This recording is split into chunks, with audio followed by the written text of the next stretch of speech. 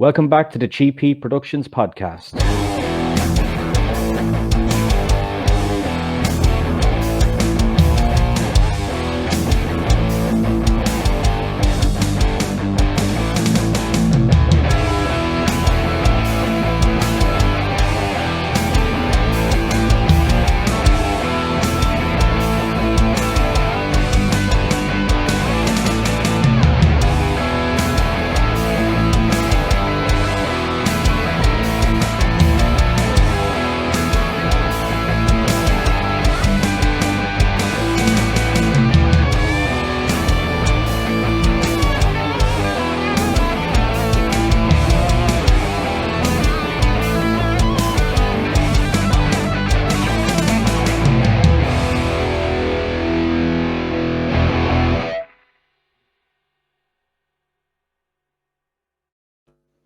Okay, welcome back to the show. And as you can see on your screen, we have a very familiar face here. A man that's in a very, very successful TV show all across the world called Pawn Stars, Mr. Chumlee. How are you doing today, sir? I'm doing great. Thanks for having me. Thanks for coming on, man. Really appreciate it. Yeah, not a problem. It's gonna just get about to get back to work, filming a new season. So, taking a few days off. I'm happy to speak with you a little bit here and talk to the fans. Get my message out over there in Ireland. Cool, man. How's the last 18 months been for you personally? We worked through quite a bit of it. I worked for about 7 months of it, and then I've had the last few months off, working on some other stuff. So I've been able to keep myself busy working on some other stuff. So it hasn't been too bad for me. Yeah, we'll kick into and talk about some other things in a while, but I want to know when you came into that world of working in pawn. I know you were working in the shop before it was a TV show. So how did you become involved in it initially?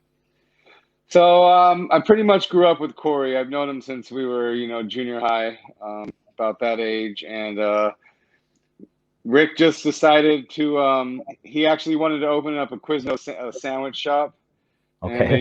they needed someone to run it. And so I was assistant manager at like McDonald's, I think, at the time. And so they took me over there. I ran their Quiznos, and I also worked at the pawn shop at the same time because they were right down the street from each other. So Mhm. I did that for a couple years, and then they closed down the Quiznos, and I came over to work full time at the pawn shop. And luckily, Rick's had it in his heart to keep me around for so long. Yeah. What was the main differences in obviously working in the pawn shop back in the day and then working in a pawn shop when it's actually a TV show as well? Well, the obvious big difference is the crowd of people. We could get thousands of people, sometimes 5 and 6 thousand people a day coming through the shop. As to where back in the day, if we saw 100 customers in the shop, that was considered a pretty good day. So the mass volume of customers, and along comes with that is you gotta find more jewelry and more stock to get out there for everyone to come in. And people aren't coming there just to pawn things or buy things anymore. They're coming there to check out the building and see if they can find any cool artifacts or antiques in there. And so the culture of the pawn shop has changed a little bit also, as to the reason of why people come in, you know. Mm. And when it comes to, say, if I come into your shop with something really cool and there could be 100 other people there with cool things, would the TV people select what they would pick, which would make better television, or would they film everything? No, it's just a small percentage of what we actually do is on, TV. I'd say less than, 1 or 2%, It's a very small percentage of stuff. So it's the cool items that have good stories or, history behind them and Mm. things like that. Because it is the show about the pawn shop, but at the end of the day, we want to be, educational, and we want to have a good time, and we want everyone to feel that. So we want to make sure the item has at least some good fun stuff or some historical stuff to talk about. Hmm. But would you ever find, say, if you were working one day and you see something really cool come through the door, would you ever think that'd be great on TV and you could ring the guys to film, or does it work that way? Um, it's some people don't want to pawn their stuff on TV, and Yeah. usually they just have their friends sell it for them or something like that because You know, we get a lot of people who have really cool stuff and they don't want to be on TV, but they want to sell it, and you know, they don't care if it's on TV, so they'll have like their brother-in-law or their cousin or whatever come in and, you know, sell it for them on the TV. But we don't just hand, you know, we just take what we get. We don't really control what we're going to film with. For the most part, we know we see them and right there, pretty much, you know, when we're filming with it, you know. Mm-hmm. I think it's fair to say that you're probably the most lovable character on the show, and I'm not just saying that because you're here. It's like people really like you. Is like, what difference do you think that you have compared to the other guys? Compassion. No, I don't know. The other guys were just, you know, completely different. You know, Rick is Corey's father, so you know they obviously Corey's gonna grow up more similar to Rick, and I just have a different, I guess, attitude towards life. I'm a little happier. I don't mind people, you know, cracking the jokes on me and stuff like that. So I Mm-hmm. think people enjoy the lightheartedness of my attitude in that nature. Yeah, I think it brings a finer balance to the show as well to have someone like you there, you know?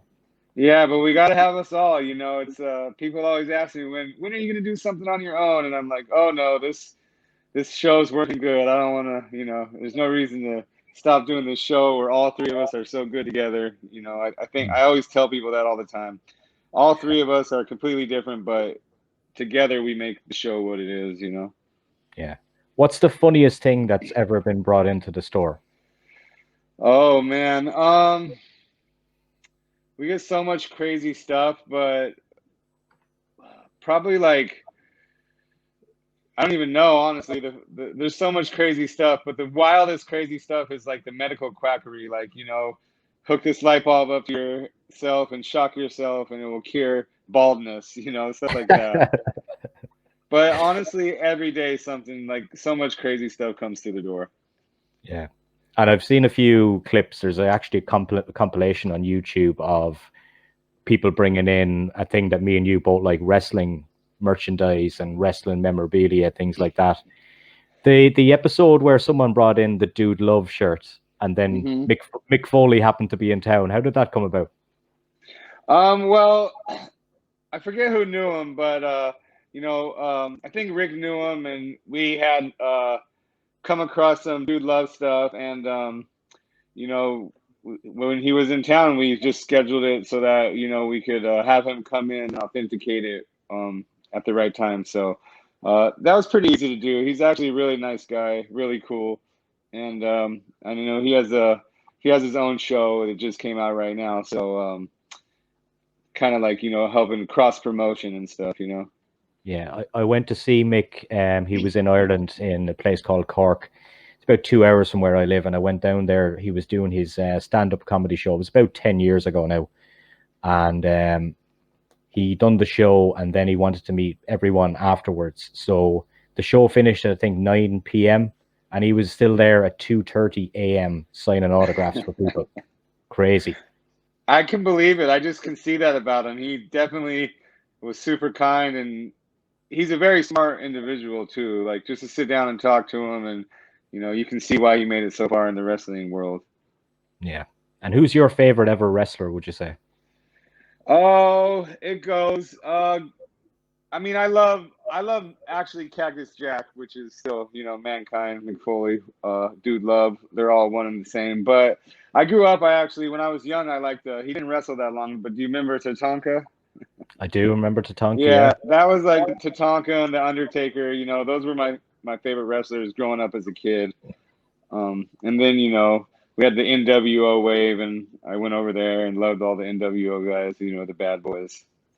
Yeah, I actually had Ahmed Johnson on the podcast last night, and Al Okay. Snow. I was talking to both of those guys. So I've been fortunate enough. I find that if you kind of get to talk to one in doing something like this, kind of every guest opens a new door, if you will, you know? Yeah, yeah, definitely. So I've met some interesting people. I still have my list of wrestlers that I want to get on, but they're way up in the sky, and I have to just keep climbing the ladder to try to get there. Yeah, you know, I'm gonna keep pushing and pushing to try to get Ric Flair on. Ric Flair. That would be great. Did you see that photo that was going around of Ric Flair? No, I over didn't. the last 24 hours? I can't. Uh, I don't think I can really mention it. I'll forward it to your email and you can see it yeah. later. All right. Yeah, that's But funny. it turns out it wasn't him. Let's just say that there was a picture taken of a man with similar hair to Ric Flair on a train with a woman, and his head was between her legs. And Yeah, I don't think it was Ric Flair. yeah, Ric Flair tweeted out and he said that Ric Flair doesn't go on the train. Woo! That's pretty funny. Is there Uh, any particular match that you've seen in the wrestling world that is your favorite? I haven't been watching wrestling for a while. Oddly Mhm. enough, me and my buddy still listen to like the pod. We listen to the podcast and stuff. All the podcasts that they have. So pretty much that's where I get my wrestling from now. But I mean, the Hell in a Cell cage match.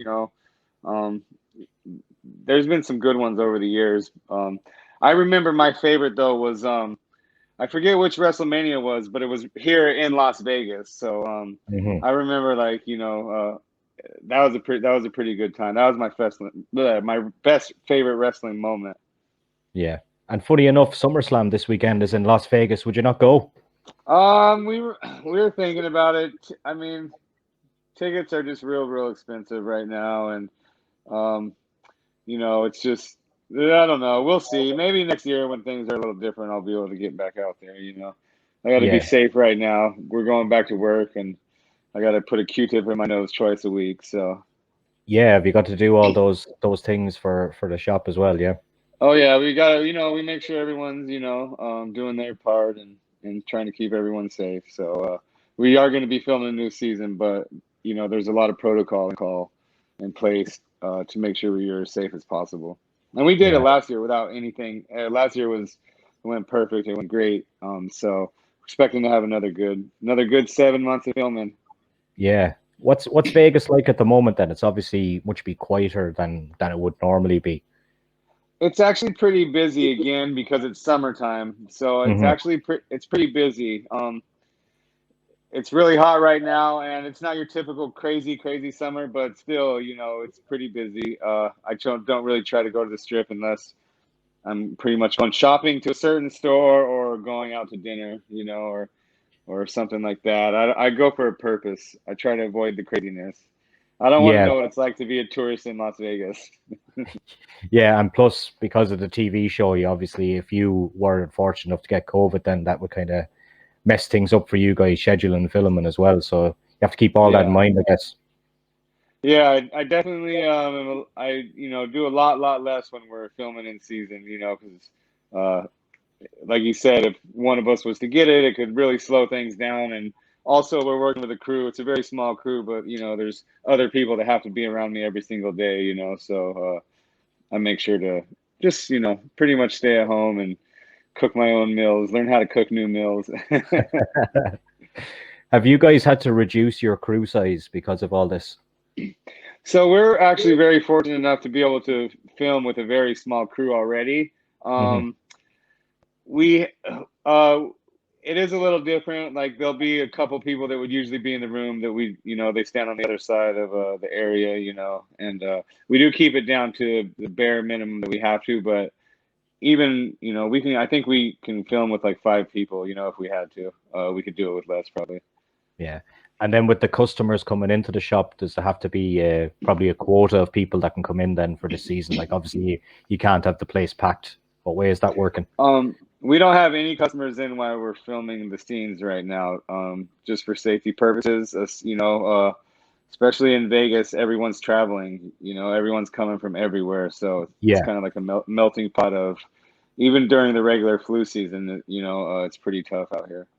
Yeah. I want to talk to you about your candy store. Hmm. Tell me all about Yeah, it. it's right in the parking lot of the pawn shop, and it's built in a shipping container, so it's pretty small, and it's been pretty tough over the last year and a half. We've been managing to stay around, but the cool thing about the candy shop is I'm usually down there meeting people. I usually go 5, sometimes 7 days a week. If I'm not busy, I'll go for 2 to 4 or 5 hours a day, and so for me, it was always a cool thing to do to have a business right there by the shop, and and for me to be able to go over there and meet with fans, like I'll go in between filming and hang out there like for 30 minutes, 45 minutes, and go back. And on the weekends, I would go in there, all day on the weekends, and just kind of gives people a thank you for coming out, spending all their time watching us on TV, and it makes people happy. It leaves them wanting to come back and visit the pawn shop, or going to catch the next season. So I really enjoy it, and it's really really small, but we pump out a lot of fun. Yeah, I and I can't see I you've got. can't really go in there right now because everything's so backed up. If I was to go in there, we would sell out of candy in a day or two, and it's been taking us like several weeks to get our orders. We'll play. It's like order roulette. You just place the order, and eventually it comes. Yeah, yeah. And I seen you have on your website as well. You have like merchandise lines and different types of clothing. How did that come about? Oh, that just comes about when you're on TV. You're always looking to do cool things like that. People, I was the first one to make a shirt in the pawn store long when we first started, because I had friends making T-shirts. So we made one up, and then I printed up a bunch, and Rick said, "Hey, I'm making shirts too," and then we just worked out a deal so I could sell them in the pawn shop, and he can just, we can just bundle them all together and have merchandise for everyone. So I thought it'd be cool to put some online because I always seen people wearing fake ones, which I don't care where you buy it from, but obviously if I'm seeing ones that people are just making themselves, then there's other people who out there might want some. So I thought it was just a cool idea, and then I got to put my dog Pinky on a shirt and stuff. Yeah, yeah. And what was Rick's reaction to that? Because he wouldn't strike me as someone that'd be mad for printing his own T-shirts, but he's seen the light, did he? Well, his reaction was, "Yeah, you can sell them at my pawn shop. How much money can I make off it?" That sounds like a pretty Rick statement, all right. Yeah, I'm pretty sure that was probably word for word. Yeah. I want to talk to you about. I always kind of ask people that are famous. You are famous. It's like, what's the funniest interaction you've ever had? Like, say, in public in a grocery store with someone coming up to you or something like that. Is there anything that comes to mind? So there's a reverse action. My mom lives in a little tiny small town, and I went up there one time. This was years ago to visit her, and there was a Hmm. guy wearing a Chumlee shirt, but I had lost like a bunch of weight at the time, so I looked Yeah. a little different. And I said, "Oh man, you like that guy? I don't like that guy." And he was like, "Oh no, I like this guy. This is Chumlee, the show, the Pawn Stars." He started telling me about it. I was like, Yeah. "Okay, thank you." And I was like, "It's me, Chumlee." And then he was just like, "Oh my goodness." So that was pretty funny. Yeah. He just didn't recognize you straight away. Probably couldn't believe it was you. He couldn't think that I would be in this little tiny small town for and there I was. It's a town Quick. of like a few thousand people. Yeah. Quick fire question. How many pairs of shoes have you got currently? I'm down a lot of shoes. I've been getting rid of tons and tons of shoes because I always love shoes, but I love them to wear them. I'm not the guy who buys them and puts them in a closet or resells them or anything like that. That's Yeah. just not so. A lot of my stuff, I I would have a sentimental attachment to it, and then I would just put it on the side. And after a year, I'd go, okay, I'm not going to wear it anymore. So I'd get rid of it, sell some of it. I gave a lot of it away, but I still probably have around 60 pair of shoes, which is still a lot of shoes. Yeah. More You have shoes enough. more shoes than you need, that's for sure. Yeah. But I definitely had hundreds and hundreds at one point. Yeah. I remember the first time I got rid of a bunch. I called my friends and I said, I got a pile of shoes in the garage. Whoever gets here first can help themselves in that order. So, and like a group message, so I had like 10 of my friends, because we're all the same size. They're over there looking, I go, no, no, here's the deal. They all got to go. You can't have any of them. Yeah. Couple of quick fire wrestling questions for you. You can just answer them. Rock or Austin? Austin. Hogan or Randy Savage? Macho Man. Jeff Hardy or Matt Hardy? I guess Matt. Okay. Dude Love or Val Venus? Dude Love all the way. Yeah. Dude. Inferno match or casket match? Casket match. Okay. Tori Wilson or Trish Stratus? Trish Stratus. Okay. And then a question I always ask wrestlers when they're on, I'm going to ask you as well in relation to wrestling. If you were stranded on a desert island and you needed to pick 3 wrestlers to be there with you to survive, who would they be? Well, Stone Cold, because we're always going to have beer. He's Okay. never running out of that. Well, I guess I would also probably take Ric Flair because that's always going to be super, super entertaining. Yep. And then the third, this one's hard, but I'm probably going to go with the classic old school, The Undertaker. Still around, still wrestling once a year. Yeah. Most people, when I ask that question, they I say to them, some of them throw in a girl, and then I say to them, "Oh, most people pick a girl," and then they're like, "Oh shit, I never picked a girl to be on the island with." So it's all right, you know. It's hang out with the boys and have fun. Drink a lot of beer. I will. Thanks for having me. Yeah. Listen, man, before you go, I just want to know, have you got any plans for the future to do, like we talked about earlier, you mentioned that you had projects. Like, is there anything you can reveal or give hint to that you're doing? I am working on some stuff. I have a hot sauce album called Grandeza Hot Sauce. You can check it out at grandezahotsauce.com. I'm also about to release a new line for pets. It's I have some luxury leather goods like with faux print ostrich and faux print snakeskin. Really cool for your dog's leashes, harnesses, and collars. And also I have some cool dog clothing that I can't quite let that out the bag yet, but I promise when you see it, you're going to love it. Yeah. Man, it was an absolute pleasure to catch up with you. Thank you. I know you're a busy guy, and best of luck with filming.